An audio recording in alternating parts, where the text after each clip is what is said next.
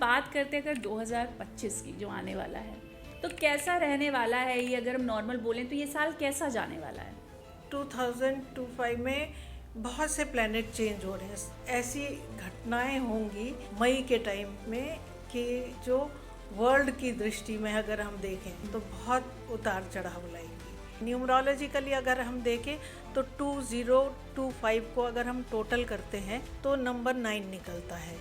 Personally कुछ numbers के लिए ये अच्छा साल भी जाएगा, कुछ नंबर्स के लिए थोड़ा बहुत खराब भी जाएगा। तो जैसे कहते नहीं है कि बिल्ली रास्ता काट गई तो ये बुरा हुआ, दूध उबल जाना, शीशा टूट जाना। अगर बिल्ली सामने से रास्ता काट जाती है तो इसको बुरा माना जाता है, लेकिन यही बिल्ली अगर साइड से रास्ता काट जाए दाईं तरफ से तो उसको शुभ माना जाता है। घर बनाते टाइम या ज़मीन लेते टाइम किन किन बातों का ध्यान रखना बहुत ज़रूरी है? कई बार प्लॉट कई टाइप का ले लेते हैं, कई कटा हुआ होता है किसी तरह से। जो बेस्ट प्लॉट होता है वो होता है स्क्वायर या रेक्टेंगुलर। ये लोग कहते हैं नज़र लग गई है बच्चे की, उतारो, हाँ, नज़र उतारो। नेगेटिव एनर्जीज को दूर करने के भी बहुत सारे उपाय हैं। उनमें से कुछ छोटे से उपाय मैं आपको बताती हूँ। नमस्कार दोस्तों, मैं हूं सौम्या शुक्ला और आज हमारे साथ एक ऐसी शख्सियत मौजूद हैं जिनको सुनना और जिनसे सवाल करना सिर्फ मुझे ही नहीं आपको भी पसंद आएगा, क्योंकि कौन नहीं चाहता है अपने भविष्य के बारे में जानना और अपने करियर के बारे में सवाल पूछना। जी हाँ, सही सोच रहे हैं। आज बात होगी आपकी, आज बात होगी एस्ट्रोलॉजी की और एस्ट्रोलॉजी को हम और करीब से जानने की कोशिश करेंगे। इसके लिए आज हमारे साथ मौजूद हैं जानी मानी एस्ट्रोलॉजर रितु बालाजी। मैम, बहुत बहुत स्वागत है आपका। थैंक यू, नमस्कार। सौम्या जी, मुझे भी बहुत खुशी हो रही है यहाँ पे आकर के और आपसे मिल कर के। मैं रितु बाला एस्ट्रोलॉजर, जैसे कि आप सब जानते हैं। मुझे भी अच्छा लग रहा है यहाँ आकर के आप सबसे मिल कर के। तो कितने साल हो गए आपको एस्ट्रोलॉजी करते हुए मैम? वैसे तो बचपन से ही मैं इस फील्ड में हूँ, क्योंकि मेरे फोर फादर्स एस्ट्रोलॉजर थे और बचपन से ही मैं एस्ट्रोलॉजी की फील्ड में हूँ। बट मैंने प्रोफेशनली 2003 से अपनी वेबसाइट स्टार्ट करी हैं। उससे पहले भी मैं एस्ट्रोलॉजी कर रही थी, बट प्रोफेशनली मैंने वेबसाइट्स अपनी लॉन्च करी है 2003 में। ritubalastrology.com और astrofeatureinsight.com, 2 वेबसाइट्स मेरी चल रही हैं और बाकी मेरे कई पोर्टल्स चल रहे हैं। फेसबुक और सब जगह आपको मेरे पोर्टल्स मिल जाएंगे। ठीक है। अच्छा, एक सवाल मैं आपसे ये लेना चाहूँगी कि एस्ट्रो को साइंस कहते हैं, तो साइंस तो प्रेडिक्शन को, किसी भी तरीके की प्रेडिक्शन को नकारता है, तो ये कैसा खेल है, कैसा संबंध है दोनों में? साइंस नकारता है ज़रूरी नहीं है साइंस हर चीज़ को नकारे। साइंस खोज करता है हर चीज़ की। और साइंस आप देखेंगे कि हमारे प्राचीन समय से ही जब रामायण और महाभारत थी तो उसमें जब रामचंद्र जी का जैसे जन्म हुआ और बहुत सारी घटनाएं हैं, आप देखेंगे जब पंचवटी की घटना हुई, महाभारत की घटना घटी और बहुत सारी घटनाएं घटी हैं।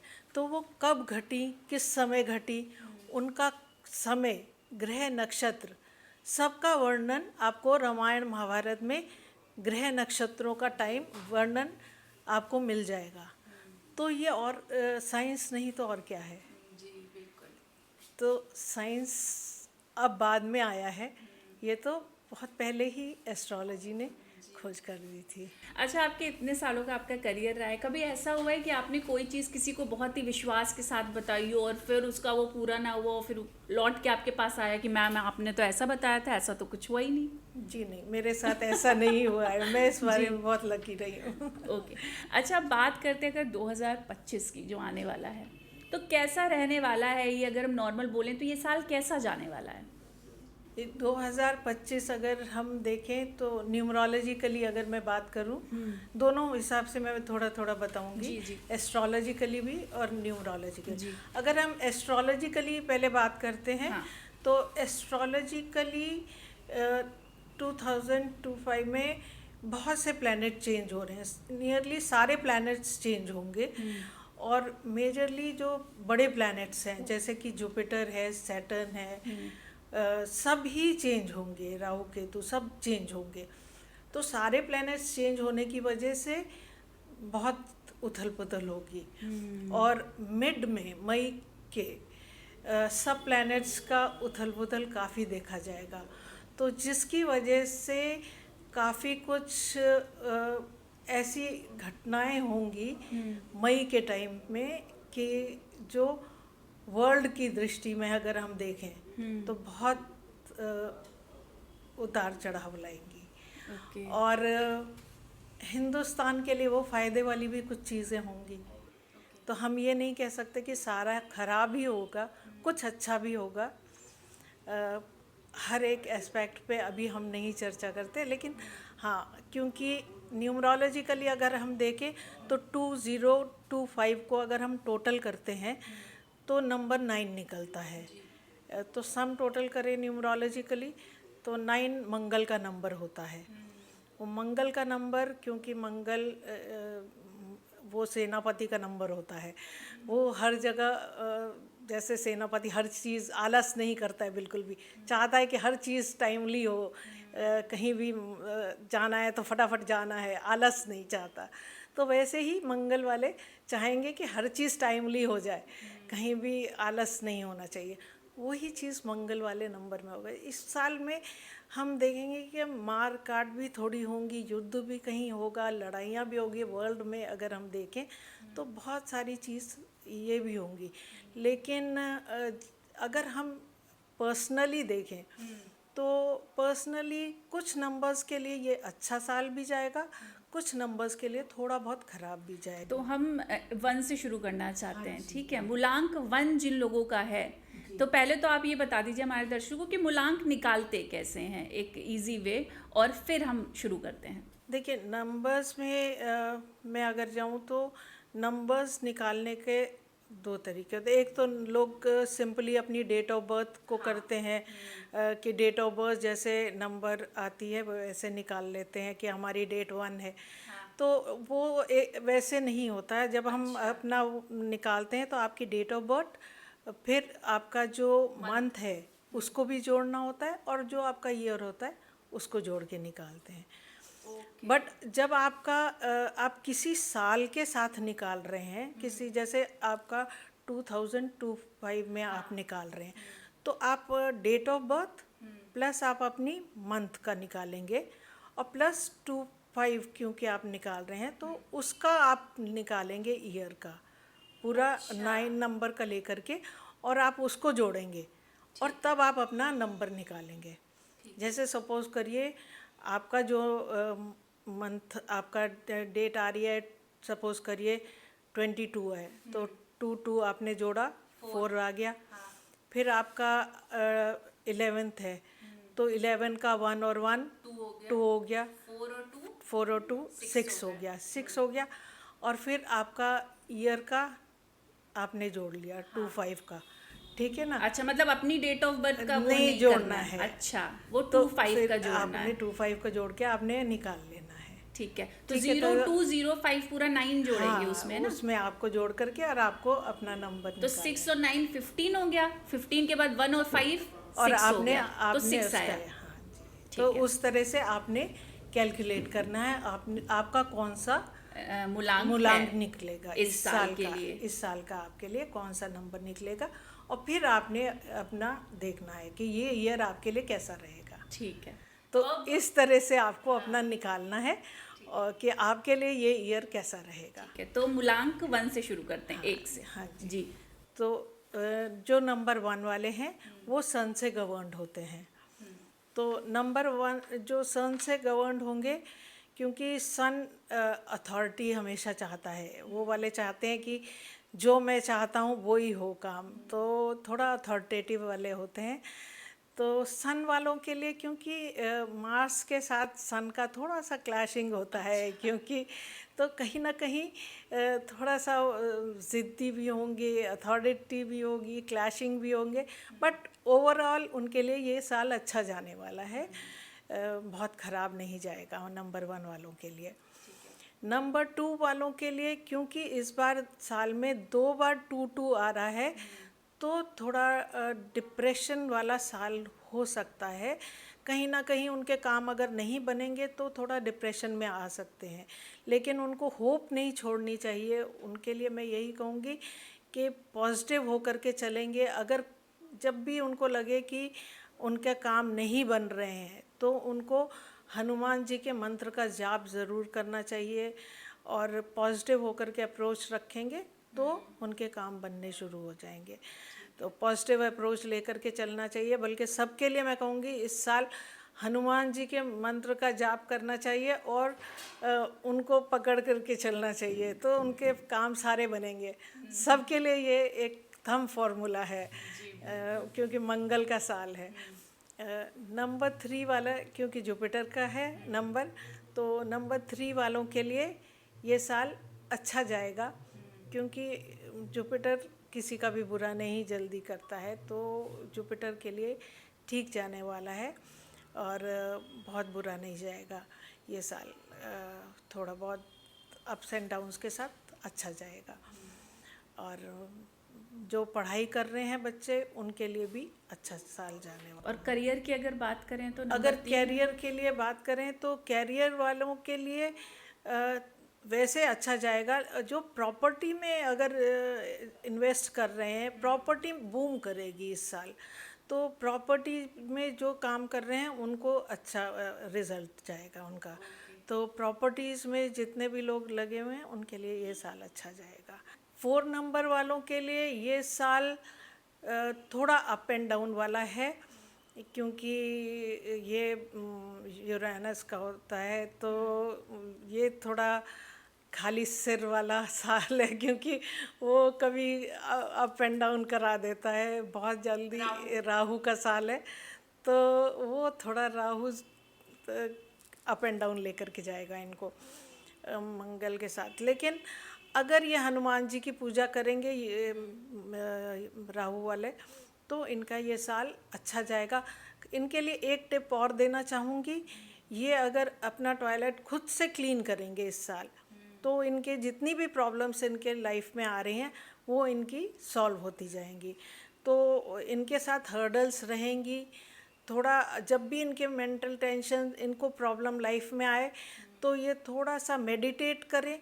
साथ में थोड़ा सा जब भी इनको गुस्सा आएगा या जो भी आए, जितना ये अगर साउथ की डायरेक्शन में ना बैठ करके नॉर्थ की डायरेक्शन में बैठें, साउथ में कम से कम टाइम स्पेंड करें, नॉर्थ की डायरेक्शन में ज़्यादा टाइम स्पेंड करेंगे तो वो इनके लिए अच्छा होगा। रेड कलर्स को अवॉइड करें, वो इनके लिए अच्छा होगा। 4 नंबर वालों के लिए ठीक है। 5 नंबर वालों के लिए मैं कहूँगी 5 नंबर, क्योंकि मरकरी का नंबर होता है और मरकरी वाले अपनी बुद्धि को गवर्न करते हैं, बुद्धि से हर काम करते हैं और बहुत सोच समझ के। उनके लिए ये साल मोटा मोटा अच्छा जाएगा, बहुत ख़राब नहीं जाएगा। थोड़ी बहुत प्रॉब्लम्स ज़रूर आएंगी। जो लोग जैसा कि मैंने बताया प्रॉपर्टीज़ में हैं उनके लिए तो फ़ायदेमंद होगा, लेकिन जो प्रॉपर्टीज़ में नहीं है उनके लिए थोड़ा बहुत ख़राब जा सकता है। जो ख़ास तौर से लोहे के बिज़नेस में है या दूसरे बिज़नेस में है, उनके लिए हो सकता है नुकसान वाला हो। तो उनको ये देखना पड़ेगा कि अगर बहुत वो फ्रस्ट्रेशन में हो रहे हैं। इन लोगों के लिए एक टिप और देना चाहूँगी नंबर 5 वालों के लिए, एक्सरसाइज थोड़ा करें। अगर एक्सरसाइज करेंगे तो इनके लिए अच्छा जाएगा। थोड़ा अपने आप को फिजिकल एक्सरसाइजेज में लगाएंगे तो थोड़ा सा फिजिकल एक्टिविटी में लगाएं। लेथार्जी बिल्कुल नहीं दिखाएं। अगर काम में आलस दिखाएंगे तो इनके लिए बहुत नुकसानदेह होगा। तो अब बात करते हैं नंबर 6 की। जी, नंबर 6 वाले क्योंकि वीनस से गवर्नड होते हैं और 6 वाले जो हैं वो लग्जरी को पसंद करते हैं, आरामदेह लाइफ को पसंद करते हैं। तो 6 वाले यूजुअली आराम की हर चीज़ पसंद करते हैं, चाहते हैं हमारा जीवन आराम से बीते, सब चीज़ हमें आराम से मिल जाए। तो आराम में कई बार कुछ लोग जो हैं ज़्यादा ही लेज़ीनेस दिखाते हैं, वो अगर लेजीनेस दिखाएंगे तो ये साल फिर उनको प्रॉब्लम देगा। लेजीनेस ना दिखाएं, लग्जरीज के साथ साथ काम करें। अगर वो अपने बिजनेस में है, जो लोग बिजनेस अच्छे से करेंगे, मन लगा के करेंगे और किसी को तंग नहीं करेंगे, तो उनका बिजनेस बहुत अच्छा बूम करेगा। लेकिन अगर आलस करेंगे तो उनका बिजनेस अच्छा नहीं चलेगा। थोड़ा सा गुस्सा ना करें, अगर गुस्सा करेंगे तो फिर वहाँ उनको प्रॉब्लम आएगी। नंबर 7 केतु का साल है। केतु भी 5 और 2 मिल करके केतु बनता है। तो केतु क्योंकि थोड़ा सा डिप्रेशन में कई बार ले जाता है। ये केतु अगर बहुत सोचने वाले इंसान बना देता है कई बार, और एस्ट्रोलॉजी में भी कई बार केतु लेकर के आता है। तो ऐसे लोग थोड़ा इस साल केतु वाले जो हैं, कई लोगों का एस्ट्रोलॉजी में भी बहुत इंटरेस्ट आएगा। तो बहुत से लोग एस्ट्रोलॉजी की फील्ड में भी आएंगे, लोग बहुत पूछेंगे भी कि क्या होना है क्या नहीं होना है, इस तरफ भी लोगों का इंटरेस्ट आएगा। लेकिन कुछ लोग जो डिप्रेशन में जाएंगे, जिनको बहुत सोच सोच के फ्रस्ट्रेशन होगा, डिप्रेशन होगा, उनके लिए मैं कहूँगी कि थोड़ा सा मेडिटेशन करें। अगर वो लोग मेडिटेशन करेंगे तो उनको रिलैक्स मिलेगा। और घर में लड़ाई झगड़ों को अवॉइड करें। जब भी घर में कोई अगर लड़ाई कर रहा है, गुस्सा कर रहा है, तो बेस्ट है कि थोड़ा मेडिटेशन करें। हनुमान जी की शरण में मैं सबको कहूँगी कि ज़रूर जाएं। चाहे हनुमान जी का पाठ करें। जो लोग अगर हिंदू धर्म को नहीं मानते हैं, दूसरे धर्म के लोग हैं, हनुमान जी के नहीं मानते हैं, तो वो लोग कुछ भी जो भी जिस भी धर्म को अपने मानते हैं, जो भी उनका भगवान है, इष्ट है, जिस भी धर्म के हैं, वो अपने धर्म गुरु को, जो भी जिस भी धर्म के हैं, उनकी पूजा करें, उनके मान सकते हैं, उनका करें। और इसके बाद हम अगले नंबर पे चलते हैं, जो कि है नंबर 8। नंबर 8 शनि का है, और शनि न्याय प्रिय देव है। जो चाहते हैं कि सब जगह न्याय बना रहे। जैसे ही शनि का नाम आता है, बहुत से लोग डर जाते हैं कि शनि का नंबर आया, अब तो शनि हमारा बुरा करेगा। लेकिन ऐसा नहीं है, शनि बहुत ही अच्छे हैं और शनि सबका कल्याण करने वाले हैं। शनि चाहते हैं कि सबके साथ अच्छा हो, सबका कल्याण हो और सबके साथ भला हो।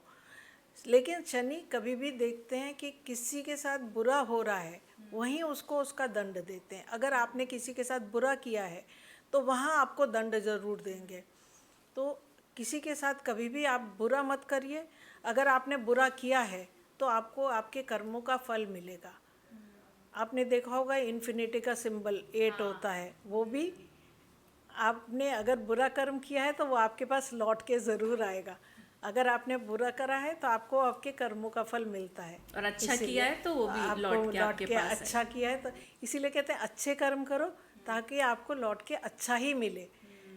और वही शनिदेव भी करते हैं। अच्छा, आखिरी नंबर 9 नंबर। आखिरी नंबर 9 नंबर जिसका ये साल है, तो बिल्कुल वैसे तो ये 9 नंबर वालों के लिए बहुत ही अच्छा साल जाएगा। लेकिन थोड़ा सा बस जो उनको डरने की ज़रूरत है, या कहना चाहिए उनको सतर्क रहने की ज़रूरत है 9 नंबर वालों को, वो है अपनी हेल्थ इश्यू से लेकर के। क्योंकि 9 नंबर वालों को ज़्यादा गुस्सा अगर आएगा, क्योंकि 9 नंबर वाले मंगल के हैं, तो थोड़ा सा उनका बीपी हाई हो सकता है। गुस्सा उनके अंदर रहता है, तो थोड़ा बीपी हाई होने की वजह से गुस्सा गर्मी करेंगे तो बीपी हाई हो जाएगा। थोड़ा सा लड़ाई झगड़े में ज़्यादा एग्रेसिव हो जाएंगे। तो थोड़ा सा अगर मेडिटेशन करेंगे, थोड़ा सा अपना कंट्रोल करके रखेंगे, तो आपकी हेल्थ ठीक रहेगी। अच्छा, ये बात तो हो गई साल 2025 की। अगर हम आगे बढ़ें तो मैं आपसे ये सवाल एक पूछना चाहूँगी कि तंत्र मंत्र 2 तरीके की, ये अगर हम इसको कहें तो विधाएं होती हैं, तो कौन सी ज़्यादा कारगर साबित होती हैं? कुछ इस पे बताइए हमें। तंत्र अगर कहें तो ये बहुत, ये साधना है एक, जो कि आम इंसान नहीं कर सकता। इसको तो साधक लोग ही कर सकते हैं। इसके लिए आपको जो हमारी गृहस्थ जीवन है, इससे अलग होकर के और सिर्फ साधना में लगना पड़ता है। वही इसकी साधना में लग के, और तांत्रिक लोग ही कर सकते हैं, तब उसमें लग के और कर सकते हैं। जो आपने देखा होगा बड़े बड़े ऋषि महापुरुष होते थे, वो लोग इसमें लग के और तब तंत्र विद्या को सीखते थे जी। और तब कई बार श्राप भी दे देते थे, जैसे आपने वाल्मीकि जी और उनको देखा होगा, वो लोग श्राप दे देते थे तो उनकी वो सिद्ध हो जाती थी, तो वो लोग बहुत सिद्ध पुरुष हो जाते थे। तो तंत्र विद्या एक अलग चीज़ है, बहुत ही अलग। वो हर कोई की बस की बात नहीं है कि वो तंत्र विद्या हासिल कर ले। और मंत्र एक बिल्कुल अलग है। मंत्र तो हर कोई जो गृहस्थ जीवन में जी रहा है वो भी साधना कर सकता है। मंत्र हम और आप भी कर सकते हैं। मंत्रों को बैठ करके और सिद्ध करना होता है। उसको बैठ करके अगर आप सच्चे मन से, सच्ची लगन से बैठ करके आप उसका मंत्र जाप करें, लेकिन उसके लिए लगन चाहिए। सच्चे मन से आप अगर करते हैं तो आप उसको सिद्ध कर लेते हैं। जैसे मैंने भी किया है मंत्र, हम लोग भी बैठ करके पूजा करते हैं तो मंत्रों को सिद्ध करते हैं। उसके लिए टाइम पीरियड तरीका होता है उसका करने का, और मंत्रों का जाप करते हैं मंत्रों को। लेकिन उसका अगर आप विधि से करते हैं तो मंत्र सिद्ध हो जाते हैं, फिर उन मंत्रों का उपयोग करते हैं। तो मंत्र एक बिल्कुल अलग चीज़ है और तंत्र एक अलग चीज़। अच्छा, अगर हम टोटकों की बात करें तो जैसे कहते नहीं है कि बिल्ली रास्ता काट गई तो ये बुरा हुआ, दूध उबल जाना, शीशा टूट जाना और घर में चमगादड़ आ जाना, तो ये सब कितना सही है? हाँ जी, ये एक इनको बोलते हैं कि प्राचीन समय से ये भी हमारे यहाँ सब चला आ रहा है, बहुत प्राचीन समय से भी। और इन सब के पीछे भी देखिए, जो हमारे पुराने पूर्वजों ने बनाए हैं ये टोटके, ये बिना बात के तो कुछ भी नहीं बनाए हैं। सबके पीछे कहीं ना कहीं उन लोगों ने भी कुछ ना कुछ चीज़ें तो देखी हैं, तभी ये बने हैं। और इनके ऊपर भी बहुत सारी किताबें भी लिखी गई हैं। अब मैं इसमें आपको, जैसे आपने पहला बोला बिल्ली रास्ता काट जाती है ना, मैं उसके बारे में आपको बताती हूँ। बिल्ली को राहु की सवारी कहा गया है, और बिल्ली का रास्ता काटना, क्योंकि राहु की सवारी होने की वजह से अगर वो रास्ता काट जाती है तो राहु की सवारी को अच्छा नहीं माना जाता। तो अगर बिल्ली सामने से रास्ता काट जाती है तो इसको बुरा माना जाता है। लेकिन यही बिल्ली अगर साइड से रास्ता काट जाए, दाईं तरफ से, तो उसको शुभ माना जाता है। अच्छा। वही, हाँ, ये बहुत लोगों को नहीं पता है। बहुत चीज़ें लोगों को नहीं भी पता अच्छा, है। जैसे जा रहे हैं और बिल्ली दाईं तरफ से गई तो वो शुभ होती है। अच्छा। और बाईं तरफ से भी गई तो भी शुभ होती है। वही बिल्ली अगर मांस लेकर के मुंह में खड़ी है और आप किसी काम के लिए जा रहे हैं तो वो भी शुभ होती है। ओके। तो बहुत लोगों को ये चीज़ भी नहीं पता है कि बिल्ली कब शुभ है और कब अशुभ है। लोग बस अब बिल्ली को देख करके और सिर्फ ये मान लेते हैं कि बिल्ली अशुभ है। तो ऐसा भी नहीं है। बिल्ली धनदायक भी होती है, कि अगर वो बिल्ली मांस लेकर के खड़ी है तो इसका मतलब आपके घर पैसा आने वाला है। अच्छा। हाँ जी। और अगर मांस लेके वो रास्ता गुजर गई तो? नहीं, वो खड़ी है अगर, अच्छा, तो हाँ, अगर वो गुजर गई फिर वो खराब शुभ हो जाती है। तो वही मैंने बताया ना कि अगर खड़ी है तब, तो इसके पीछे बहुत सारी चीज़ें हैं। फिर आपने नेक्स्ट क्या बोला था? दूध का उबल जाना। हाँ, दूध का लोग उबल। बहुत अब अशुभ मानते हैं। इसमें भी कई चीज़ें हैं। मैं आपको एक एक चीज़ का, जो आपने बोले बस इन्हीं के में से कुछ बताती हूँ। जैसे दूध का उबलना। अब दूध अगर उबला है, खाली पतीले में थोड़ा सा उबाल आया है, तो वो शुभ होता है। अगर दूध उबल करके थोड़ा सा फैल गया है तो वो अशुभ होता है। फिर अगर उबल के बिल्कुल ही फैल गया है, हाँ। और वो फिर वो खराब होता है। फिर अगर दूध किसी के हाथ से भी छूट गया है, वो भी अशुभ होता है।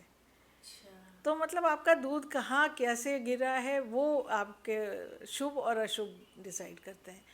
जब आपको बताऊँ, मकान बनता है लोगों का, तो साउथ में तो ये माना जाता है कि दूध को उबाल के गिराना है, हाँ, तब शुभ होता है।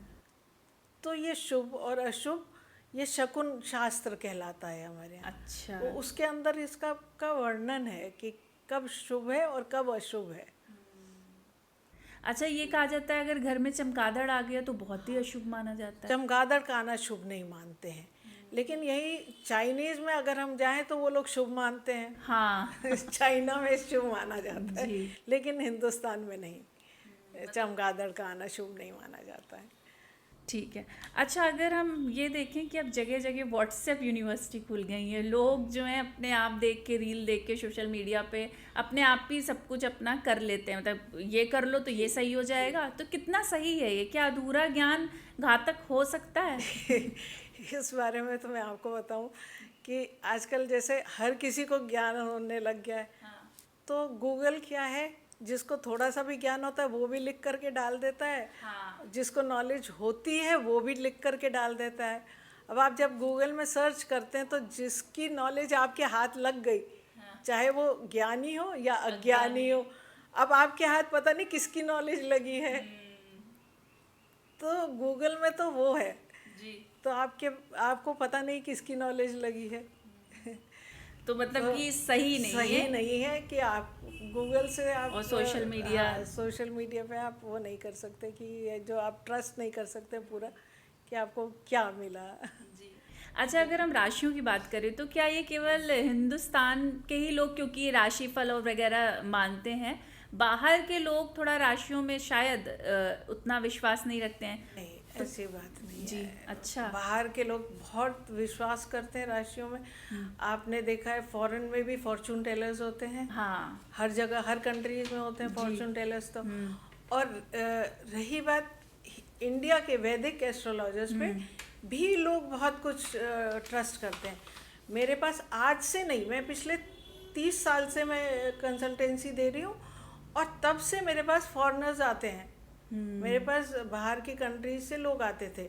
मेरा इनफैक्ट जो फर्स्ट फॉरेन का क्लाइंट था वो नाइजीरिया से था। अच्छा। हाँ, वो नाइजीरिया से आया था और वो उसने मुझे ऑफ़र दिया था कि आप आइए, मुझे नाइजीरिया में एक होटल बनाना है। उसने मुझे फर्स्ट ऑफ़र दिया था कि आप नाइजीरिया में आइए, वहाँ पे मुझे ये बनाना है, वो करना है। तो मतलब बाहर इतना लोगों को बिलीव है। उसकी हॉरोस्कोप मैंने देखी थी, तब उसके बाद से मेरा उससे इंटरेक्शन स्टार्ट हुआ। अच्छा, आपने भी घर की बात करी, तो घर बनाते टाइम या ज़मीन लेते टाइम किन किन बातों का ध्यान रखना बहुत ज़रूरी है?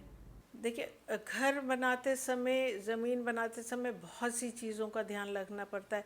आपका प्लॉट कैसा है। कई बार ऐसा होता है कि लोग कई बार प्लॉट कई टाइप का ले लेते हैं, कई कटा हुआ होता है किसी तरह से। जो बेस्ट प्लॉट होता है वो होता है स्क्वायर या रेक्टेंगुलर। पर लोग अक्सर रेक्टेंगुलर या स्क्वायर प्लॉट ना लेकर के कहीं से कटा ले लेते हैं। कुछ शेरमुखी प्लॉट होता है, कुछ गौमुखी होता है। अगर शेरमुखी आपका प्लॉट होता है तो वो आपके लिए नुकसानदेह हो जाता है। फिर उसके ऊपर आप अगर कंस्ट्रक्शन कर लेते हैं और उसमें रहने जाते हैं तो वो आपके लिए नुकसानदेह हो जाता है। अगर गौमुखी होता है तो वो आपके लिए नुकसानदेह नहीं होता है। तो ये सब चीज़ें फिर जब आप दिखाते हैं किसी वास्तुकार को, तभी वही आपको बता सकता है कि आपका प्लॉट आपके लिए ठीक था कि नहीं था। तो बेस्ट तो होता है, अगर आपको नहीं पता है, आप लेमैन हैं, तो आप या तो स्क्वायर या रेक्टेंगुलर प्लॉट ही लें। अदरवाइज़ आपको अगर नहीं पता है तो आप ऐसे प्लॉट रैंडम की अगर मिल रहा है तो थोड़ा बहुत इधर से टेढ़ा मेढ़ा है तो उस प्लॉट को ना लें। और अगर ले लिया है बाई चांस तो उसका उतना पोर्शन या तो छोड़ दीजिए या कंस्ट्रक्शन उतने पोर्शन में ही करवाइए जो रेक्टेंगुलर हो या स्क्वायर निकलता हो जैसे। तो अभी ये बात हो गई प्लॉट्स की। एक बात मैं और पूछना चाहूँगी कि मैंने ये भी पढ़ा है कि कॉर्नर का प्लॉट भी नहीं लेना चाहिए, टी पॉइंट पे जो प्लॉट है वो भी नहीं लेना चाहिए, तो इस बारे में कुछ जानना चाहेंगे आपसे। हाँ, कॉर्नर का प्लॉट हो या टी जंक्शन वाले प्लॉट्स हों, दोनों में क्या होता है कि टी जंक्शन वाले प्लॉट होते हैं वो मकान एंड होता है और रोड आकर के वहीं पे ख़त्म होती है, तो उसको बोलते हैं टी जंक्शन वाला प्लॉट। तो प्लॉट पे जब आता है तो यहाँ पे पॉइजन एरो बनता है और इसी तरह से जब आपका कॉर्नर का प्लॉट होता है तो वहाँ पे एक्स्ट्रा रोड ज़रूर, हमको लगता है कि मकान में एक्स्ट्रा प्लेस मिल रही है, तो एक रोड इधर से आ रही होती है और एक रोड इधर से आती है, तो आपका कॉर्नर का प्लॉट होता है, वहाँ पे भी हमारे पॉइजन एरो बन रहा होता है। तो जब पॉइजन एरो बनता है तो जो भी रोड सामने से आ रही होती है तो नेगेटिव एनर्जीज़ आपके घर में सबसे ज़्यादा आती हैं। तो चाहे आपकी कहीं से भी एंट्रेंस आ रही है तो सबसे ज़्यादा नेगेटिव एनर्जीज़ हमको इफ़ेक्ट करती है। तो जो भी लोग वहाँ पे रहते हैं तो वो इफ़ेक्टेड होते हैं नेगेटिव एनर्जीज से। तो जब सामने से भी आती है तो वहाँ पे पॉइजन एरो सबसे ज़्यादा होता है। तो उसके लिए हमें उपाय ज़रूर करने चाहिए। अगर हमने बाई चांस ले भी लिया है तो हमें फिर उसका उपाय ज़रूर करना चाहिए। तो जो टी जंक्शन पे रहते हैं उनको तो मैं सबसे पहले बोलती हूँ कि आप या तो अपने घर के आगे एक एंट्रेंस पे आप एक वॉल लगा लीजिए, या तो एक जैसे जो भी गेट है उसके आगे एक वॉल लगा लीजिए।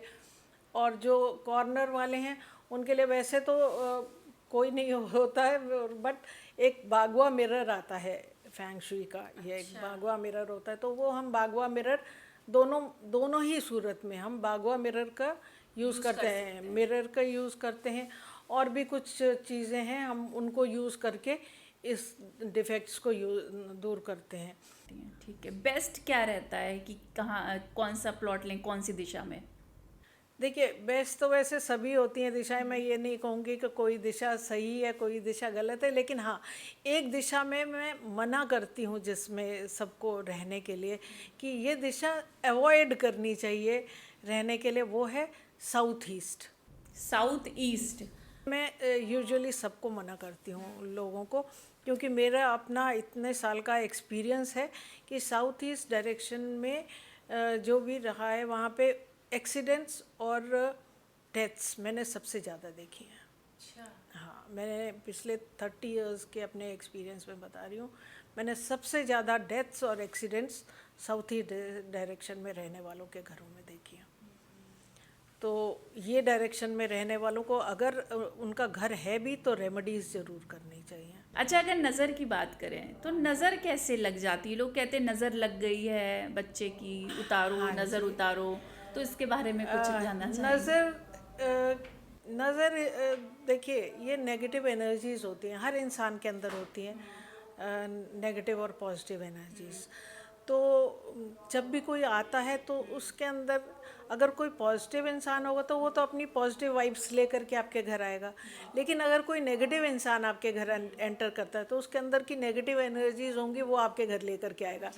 तो कई बार का हम जब किसी के घर जाते हैं और हमारे अंदर सपोज़ करिए नेगेटिव एनर्जीज़ हैं, तो हम आपके घर एंटर करेंगे तो हमारी नेगेटिव एनर्जीज़ ही आपके घर एंटर करेंगी ना। तो अगर हम नेगेटिव एनर्जीज़ के साथ एंटर करेंगे तो हम वैसे ही देखेंगे। कई बार वही लोग बोलते नहीं है कि हमारे घर उसकी हाय लग गई तो यही हाय होती है, अच्छा, क्योंकि हमारी नेगेटिव एनर्जीज आपके घर आई और आपके घर में लग गई। तो कहते नहीं, नज़र लग गई कि वो आई थी, उन्होंने देखा कि इनके यहाँ ये है वो है और उनकी हाय लग गई। तो दिस इज़ नेगेटिव एनर्जी। तो अभी आपने निगेटिव एनर्जीज़ की बात करी, तो इसके उपाय भी थोड़ा जानना चाहेंगे। नेगेटिव एनर्जीज़ को दूर करने के भी बहुत सारे उपाय हैं। इनमें से कुछ छोटे से उपाय मैं आपको बताती हूँ। जैसे नेगेटिव एनर्जीज़ को दूर करने का एक सिंपल सा उपाय तो है कि आप अगर डेली अपने घर में नमक का पोछा लगाते हैं तो वो बहुत ही इजी उपाय है। अदरवाइज़ ढेले वाला नमक आता है, उसको आप एक मिट्टी के बर्तन में डाल करके अगर अपने घर में रख लेते हैं तो जो भी आता है उसकी बुरी नज़र उसी पे रह जाएगी। ये सिंपल सा उपाय है। इसके अलावा लोग नमक मिर्ची की आप बहुत जगह देखते हैं लोग टांग देते हैं, वो भी एक उपाय है। ठीक। इसके अलावा आप राई ले लीजिए थोड़ी सी, ये मैं फ़र्स्ट टाइम बता रही हूँ आपको जो आज मैं बताने जा रही हूँ इस पॉडकास्ट में।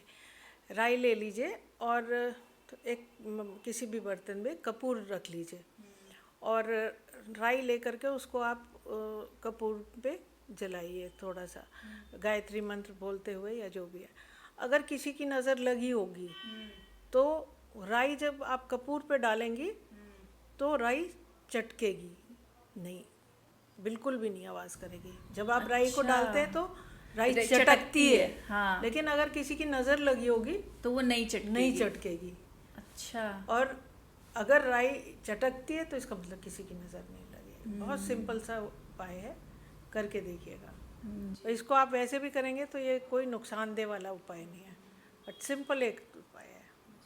अच्छा, ये भी जानना चाहेंगे कि जैसे बच्चे को नज़र लग जाती है, लोग कहते हैं कि काला टीका लगा के जाओ तो नज़र नहीं लगती है, तो और क्या उपाय हैं? जैसे बच्चा कहीं से आया बीमार पड़ गया तो किस तरीके से नज़र उसकी उतार सकते हैं बच्चे की? उसके बच्चे के बहुत तरीके से उतार सकते हैं आप। मिर्च लेकर के उसके ऊपर से 7 बार करके और उसको जला दीजिए। एक तो ये तरीका। फिर यही राई वाला, राई उसके ऊपर से उतार करके और उसको जला दीजिए। सेम तरीका है, आप उसको जला दीजिए। अगर लगी होगी तो चटकेगी, अदरवाइज नहीं चटकेगी।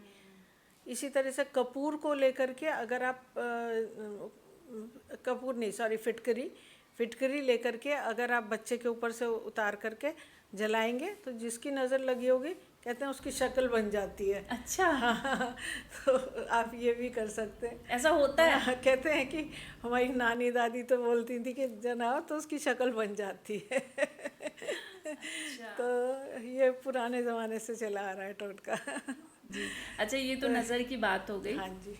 अब जो एक अहम पहलू होता है, अगर हम उसकी बात करें पैसे की, तो लोग कहते हैं हम मेहनत बहुत कर रहे हैं लेकिन फाइनेंशियली उतना रिजल्ट हमें अच्छा नहीं मिल रहा है, या पैसा आ रहा है पैसा रुक नहीं रहा है, तो इसके पीछे क्या रीज़न हो सकता है और उपाय भी आपसे जानना चाहेंगे इसका।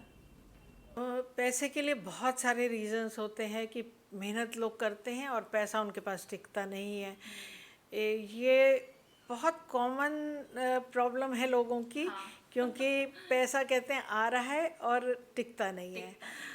अगर हम इसकी बात करें वास्तु के हिसाब से, तो वास्तु में एक बहुत मेजर प्रॉब्लम लोगों के घरों में हमें मिलती है, घरों में भी और ऑफिस में भी। अब ऑफिस की प्रॉब्लम तो हम नहीं कर सकते, तो घरों की हम बात करते हैं। घरों में लोग अपने नॉर्थ पोर्शन में एक कॉमन जो डिफेक्ट हम लोगों के घरों में होता है उसके बारे में हम डिस्कस करते हैं। जो पैसे का जहाँ देखते हैं वो है नॉर्थ पोर्शन, ठीक है ना। नॉर्थ पोर्शन को अभी मैं बात करती हूँ। नॉर्थ पोर्शन होता है आपके कैरियर का, पैसे का भी, कुबेर का भी, धन का भी हम बोलते हैं, और साउथ पोर्शन। तो नॉर्थ और साउथ को हम अभी लेते हैं। नॉर्थ क्योंकि कैरियर का है, आपका अगर कैरियर अच्छा चलेगा तभी आपके पास पैसा आएगा, और कुबेर जी का भी वही स्थान है, तो पैसा आपके नॉर्थ से आना है। वहाँ पे लोग क्या करते हैं, वो वहाँ पे आपको कलर्स का जो यूज़ करना चाहिए वो है ब्लू, ब्लैक नॉर्थ में। और यूजुअली वहाँ पे लोग रेड कलर का यूज़ कर देते हैं। एक ये बहुत ज़्यादा मैंने जो देखा है, ज़्यादातर लोग कलर का गलत इस्तेमाल कर लेते हैं। ये मैंने कई घरों में देखा है जाकर के। जब मैं वास्तु करने जाती हूँ तो बहुत जगह मैंने देखा वहाँ पे रेड, कुछ नहीं तो कोई रेड कलर का कुछ थोड़ा सा ही यूज़ कर दिया, मैरून कलर का यूज़ कर लिया। अच्छा, बिल्कुल कुछ भी रेड रेड के शेड्स नहीं होने चाहिए उस साइड में। तो ये अक्सर मुझे जो गलती दिखती है कि रेड के शेड्स होते हैं नॉर्थ एरिया में। और साउथ एरिया जो होता है वो होता है आपका फेम का, और वहाँ पे लोग अक्सर ब्लू कलर का यूज़ करते हैं। वहाँ होता है आपका जहाँ पे आपको पैसा लॉकर आप रख सकते हो, वहाँ पे भी लोग ब्लू का यूज़ करते हैं, वहाँ पे आपको रेड कलर का यूज़ करना चाहिए। तो ये दो जगह, एक तो कलर्स का आप गलत यूज़ करते हो, तो इसकी वजह से भी एक आपका पैसे का आपका गड़बड़ होता है। तो ये दो जगह आपको कलर्स का सही यूज़ करना चाहिए, क्योंकि कलर्स अगर आपने सही यूज़ नहीं करे तो भी आपका गड़बड़ होता है। एक चीज़ तो ये होता है, आप पैसा चाहे जितनी मेहनत करें आपके पास पैसा नहीं टिकेगा। दूसरी चीज़, पैसा आप कमाते हैं लेकिन आपके नल के घर के खुले रह जाते हैं, नल के टपक रहे हैं कहीं। अच्छा। इस चीज़ को लोग ध्यान नहीं देते हैं। हाँ, सही ये कह रही एक हैं। बहुत छोटी सी बात है, लेकिन नल के घर के टपकते रहते हैं, तो इसको ध्यान नहीं देते हैं। फिर कहते हैं हम तो मेहनत करते हैं, लाते हैं और पैसा चला जाता है। क्यों? क्योंकि ये छोटी सी चीज़ है, नल के टपक रहे हैं आपके घर के, तो पैसा टिकेगा ही नहीं। तो अगर नल थोड़ा सा भी खराब है तो इग्नोर नहीं करिए, इग्नोर नहीं तुरंत कर, रिपेयर करो। तुरंत रिपेयर कराना चाहिए। ये छोटी सी चीज़ है।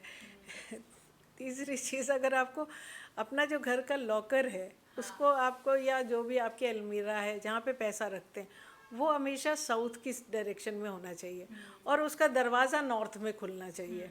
इस बात का ध्यान रखना चाहिए। लोग अक्सर, उनको पता है कि कुबेर का स्थान नॉर्थ में होता है, तो क्या करते हैं, अलमारी को ही नॉर्थ में रख देते हैं। ये भी एक गलती करते हैं। कभी भी अलमारी नॉर्थ में नहीं होनी चाहिए, अलमारी को साउथ में ही रखें। Thank you so much ma'am, बहुत अच्छा लगा आपसे बात करके और बहुत मज़ा भी आई मुझे। थैंक यू सो मच, आपने इतना टाइम दिया हमें। मुझे भी बहुत अच्छा लगा आपके साथ। तो ये थी एस्ट्रोलॉजर रितु बालाजी, जिनसे बात करके मुझे तो बहुत मज़ा आई और मैं उम्मीद करती हूँ कि आपको भी ये पॉडकास्ट उतना ही इंटरेस्टिंग लगा होगा। अब ऑफलाइन तो मैं उनसे जो हूँ, ऑफ कैमरा मैं उनसे अपने बारे में थोड़ी बहुत बातें करूँगी, वो आपके साथ शेयर नहीं करूँगी, लेकिन अगर कोई भी सवाल आपके हों तो हमारे इस पॉडकास्ट में आप कमेंट करके वो सवाल पूछ सकते हैं। हम पूरी कोशिश करेंगे कि उसका जवाब हम आप तक पहुँचाएँ। और अगर आपको हमारा पॉडकास्ट अच्छा लगा हो तो इसे लाइक और शेयर ज़रूर करें, और साथ ही हमारा चैनल अगर आपने सब्सक्राइब नहीं किया है तो प्लीज़ उसको भी सब्सक्राइब करें। नमस्कार।